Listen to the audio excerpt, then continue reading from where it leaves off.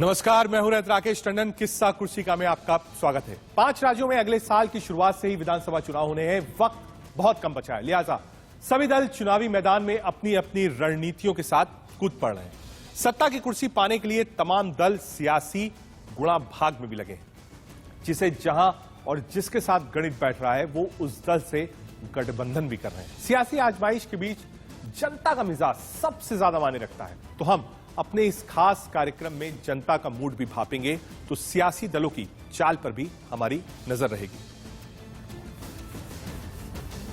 उत्तर प्रदेश में अगले साल की शुरुआत में विधानसभा चुनाव होने की उम्मीद है। बेशक उम्मीद ही है, बेशक देश में कोरोना का खतरा बढ़ता जा रहा है, लेकिन उम्मीद जताई जा रही है कि कोरोना के लिए खास गाइडलाइंस के साथ चुनाव आयोग तय समय पर ही विधानसभा चुनाव करा सकता है। लिहाजा बीजेपी यूपी में जी जान से जनता तक अपनी पहुंच बना रही है। आज बीजेपी के 3 दिग्गज यूपी में रहे।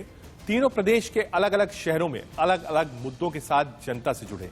कानपुर में पीएम मोदी ने मेट्रो के पहले फेज की सौगात दी। साथ में सीएम योगी भी मौजूद रहे। केंद्रीय गृह मंत्री अमित शाह हरदोई में जन विश्वास यात्रा में शामिल हुए। उसके बाद देर शाम वाराणसी पहुंचे। शाह यहां पूर्वांचल की सीटों को लेकर काशी क्षेत्र के पार्टी पदाधिकारियों के साथ अहम मंथन कर रहे हैं। वहीं बीजेपी के राष्ट्रीय अध्यक्ष जेपी नड्डा भी आज यूपी में पार्टी की जमीन को मजबूती देने में लगे रहे। नड्डा ने बदायूं में बीजेपी की जन विश्वास यात्रा में हिस्सा लिया और जनता को संबोधित भी किया।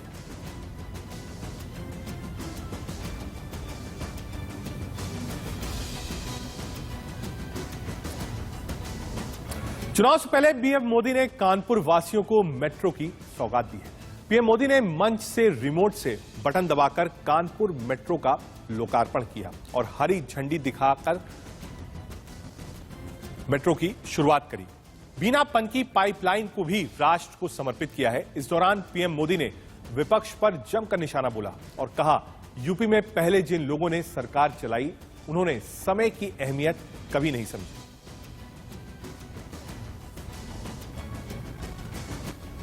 कानपुर आईआईटी ने, यहां के माहौल ने आपको वो ताकत दी है कि अब आपको अपने सपने पूरे करने से कोई रोक नहीं सकता।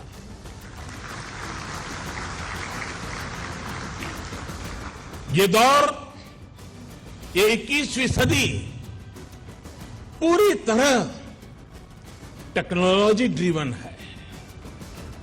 इस दशक में भी टेक्नोलॉजी अलग अलग क्षेत्रों में अपना दबदबा और बढ़ाने वाली है। बिना टेक्नोलॉजी के जीवन अब एक तरह से अधूरा ही होगा। कानपुर आईआईटी ने, यहां के माहौल ने आपको वो ताकत दी है कि अब आपको अपने सपने पूरे करने से कोई रोक नहीं सकता।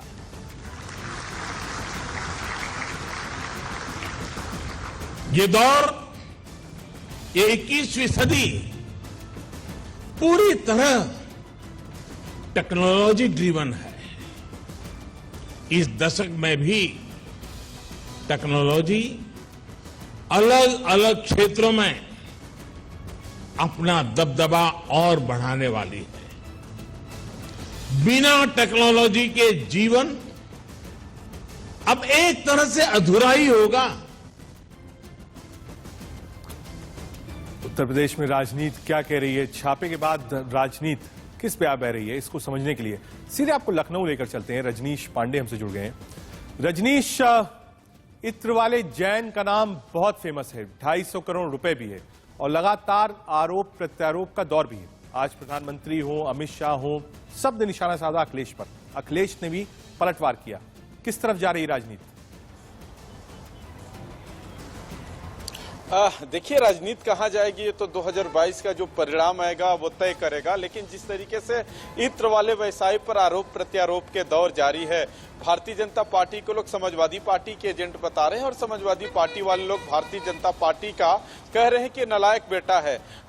रजत, ये समझने वाली बात है कि जिस तरीके से छापेमारी को लेकर सियासत तेज हो गई है, जो भी चुनावी सभा होता है, चाहे अखिलेश का यात्रा की बात कर ली जाए या पीएम मोदी की या चुनावी सभा की बात कर ली जाए, अगर वो सभा पब्लिक एड्रेस करते हैं या मुख्यमंत्री योगी आदित्यनाथ पब्लिक एड्रेस करते हैं तो उनका साफ इशारा होता है कि आपका पैसा वो छुपा के तहखानों में रखे थे। उनका इशारा साफ था कि 2000 पहले की जो सरकार थी।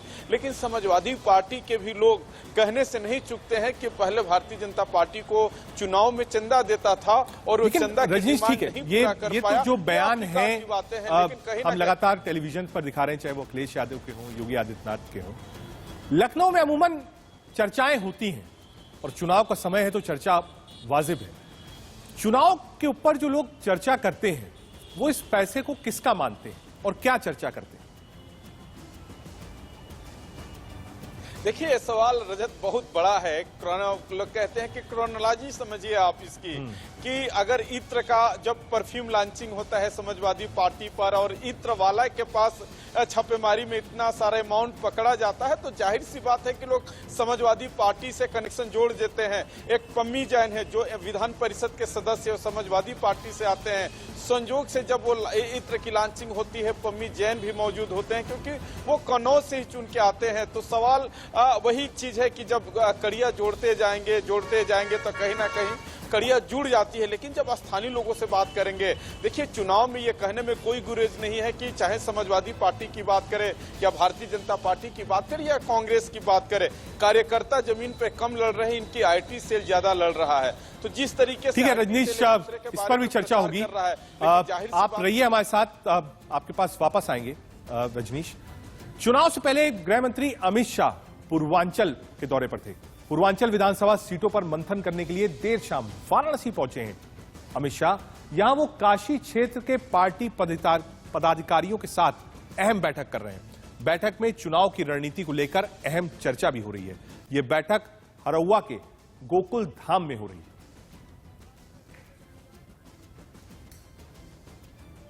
आज उनको जवाब देते। रजनीश, वापस आपके पास आऊंगा। जो ये दौरा है वो आप अगर देखेंगे तो बीजेपी ने सबसे ज्यादा कंसंट्रेट जो किया है पूर्वांचल पर किया है इस बार भी। चाहे आप प्रधानमंत्री मोदी के दौरे देखिए, योगी आदित्यनाथ के दौरे देखिए और आप अमित शाह का दौरा देखिए। पूर्वांचल से लीड चाहिए किसी भी पार्टी को जो सरकार बनाना चाहता है, यानी पूर्वांचल से ही, बनारस से ही रास्ता खुलता है लखनऊ का। देखिए राजत, पूर्वांचल से 156 सीटें आती है और जाहिर सी बात है कि अगर 403 विधानसभा सीटें पर अगर 156 सीटों पे आपका होल्ड होता है तो सरकार आपकी होगी। चाहे 2007 की बात करें, 2012 की बात करें या 2017 की बात करें, अगर वहां के अगर सीटों की आंकड़ा समझेंगे तो जिसकी सबसे अधिक वहां पे कब्जा रहा वही सरकार बनाई। और जाहिर सी बात है कि उत्तर प्रदेश में कब्जा करने के लिए पूर्वांचल का साथ होना जरूरी है। लेकिन वहां के जो बनारस का समीकरण है, चूंकि प्रधानमंत्री मोदी जी का संसदीय क्षेत्र है और बड़े बड़े दिग्गज पूर्वांचल से आते हैं, चाहे महेंद्र पांडे की बात करें, हालांकि मनोज सिन्हा की कर्म क्षेत्र गाजीपुर पूर्वांचल में ही रहा है, वो पिछला चुनाव हार गए थे। लेकिन कहीं ना कहीं एक धमक है। राजनाथ सिंह का भले ही कर्म क्षेत्र लखनऊ है, गाजियाबाद रहा, लेकिन चंदौली से आते हैं, तो पूर्वांचल भारतीय जनता पार्टी के लिए भी नाक का सवाल है। और पूर्वांचल से काशी नगरी से एक मैसेज आता है, क्योंकि मेडिकल फैसिलिटी से लेके एजुकेशन का जो बड़ा सेंटर है वो बनारस में है, तो कहीं ना कहीं मैसेज देने की कोशिश होती है। और कुछ दिन पहले ही वहां काशी कॉरिडोर का लोकार्पण हुआ था, जिस तरीके से उसका प्रचार किया गया था। इतना बड़ा इवेंट आज भी चल रहा है, लगातार 1 महीने तक चलेगा। तो काशी के बहाने पूर्वांचल की साधने की जो गणित है, हालांकि भारतीय जनता पार्टी के पास तमाम चेहरे, देखिए आज लखनऊ में निर्वाचन आयोग की बैठक भी हो रही है, तो ये तो तय है कि समय से ही चुनाव होगा। तो आचार संहिता लगने में महज कुछ दिन बाकी है। तो पूरा जो भारतीय जनता पार्टी के नेताओं का जो दौरा बन रहा है वो पूर्वांचल सहित पूरे प्रदेश में है। पूर्वांचल पर खासकर इसलिए फोकस किया जा रहा है कि 156 सीटों का मामला है। पूर्वांचल का साथ होना जरूरी है। अब बुंदेलखंड भले जीत जाए, पश्चिम जीत जाए, लेकिन अगर पूर्वांचल की गणित गड़बड़ हो जाएगी तो आप प्रदेश में सरकार नहीं बना पाएंगे। रजनीश, आप इस तरह रजत थोड़ा सा अतीत में लेके चलेंगे नजर कि बनाए रखिए, हम अपडेट्स लेते रहेंगे। चुनावी रैलीज क्या कहती हैं, समीकरण, जातिगत समीकरण कहते हैं, और आज के मुद्दे क्या हैं, ये भी आपसे पूछूंगा। आगे बढ़ते हैं। वाराणसी से पहले गृह मंत्री अमित शाह आज यूपी के हरदोई में जन विश्वास यात्रा में शामिल हुए। बीजेपी की जन विश्वास यात्रा आज ही हरदोई पहुंची। जनसभा में गृह मंत्री अमित शाह ने समाजवादी पार्टी पर जमकर हमला बोला। उन्होंने कहा कि एसपी की ABCD ही उल्टी है। इनका ए का मतलब है अपराध, बी का मतलब है भाई भतीजावाद, सी का मतलब है करप्शन और डी का मतलब है दंगा। भारतीय जनता पार्टी ने इस मंसूबों पर पानी फेरने का काम किया है। शाह ने कानपुर में इत्र कारोबारी पीयूष जैन को लेकर भी समाजवादी पार्टी पर हमला बोला। क्या कुछ कहा अमित शाह ने, सुनवाते हैं आपको।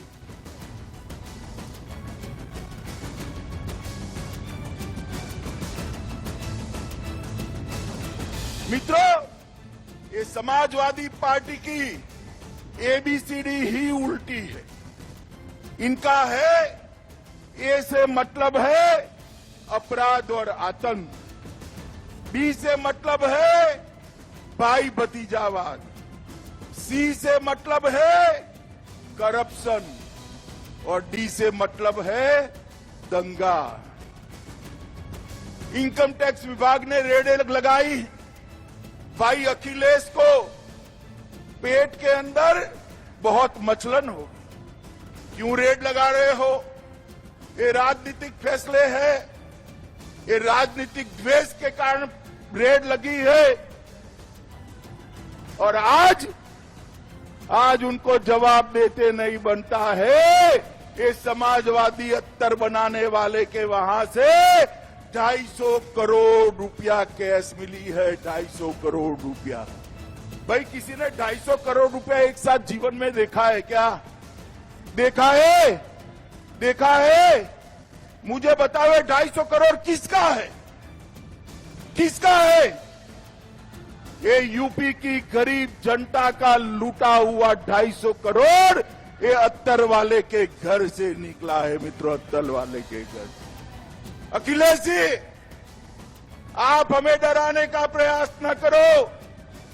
मोदी जी ने सत्ता पर आने के पहले कहा था कि भारतीय जनता पार्टी इस देश के अंदर से भ्रष्टाचार को नाबूद करेगी, काला धन को समाप्त कर देगी। इत्र व्यापारी और रेट्स को लेकर उत्तर प्रदेश की राजनीति गर्म है। अखिलेश यादव हो, अमित शाह हो, प्रधानमंत्री मोदी हो, लगातार एक दूसरे पर आप कह सकते हैं वार पलटवार का दौर चल रहा है। इससे पहले अमित शाह ने सुल्तानपुर में भी जनसभा को संबोधित किया। अमित शाह को सुनने के लिए बड़ी संख्या में मुस्लिम समुदाय भी शामिल हुआ। उत्तर प्रदेश में क्या होगा, इसका जवाब हरदोई की रैली देख लीजिए, जवाब मिल जाएगा। यह भीड़ इस बात का सबूत है कि उत्तर प्रदेश में भाजपा को फिर से 300 से ज्यादा सीटें मिलने वाली हैं। यह विजय सपा बसपा का सुपड़ा साफ करने वाली विजय होगी। अमित शाह ने ऐसा कहा। उत्तर प्रदेश हरदोई में केंद्रीय गृह मंत्री अमित शाह ने यह बोला।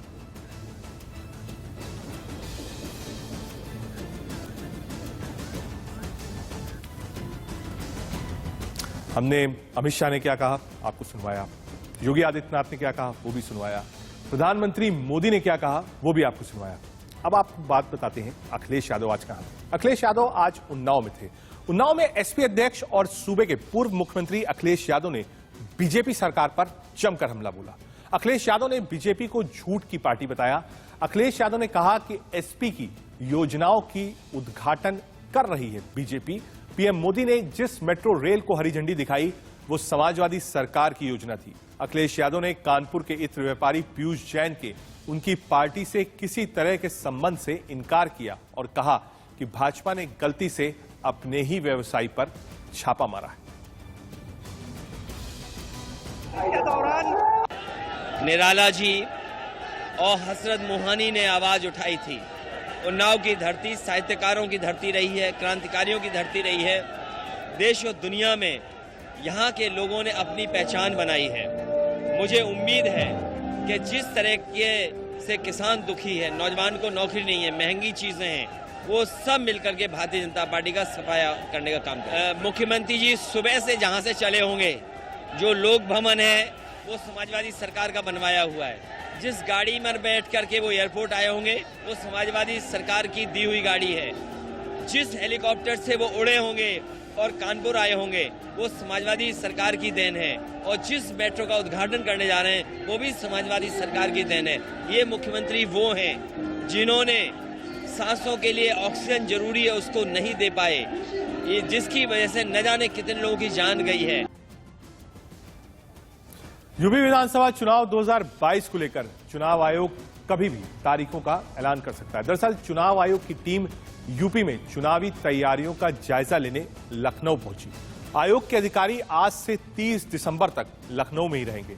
इस दौरान चुनावी तैयारियों की जानकारी लेंगे और राजनीतिक दल के प्रतिनिधियों से भी स्थिति का जायजा लेंगे। इसके बाद तारीखों का ऐलान हो सकता है।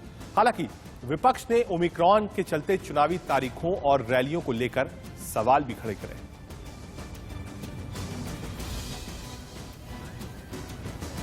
लखनऊ पहुंची चुनाव आयोग की टीम से यूपी बीजेपी के एक डेलीगेशन ने मुलाकात भी की।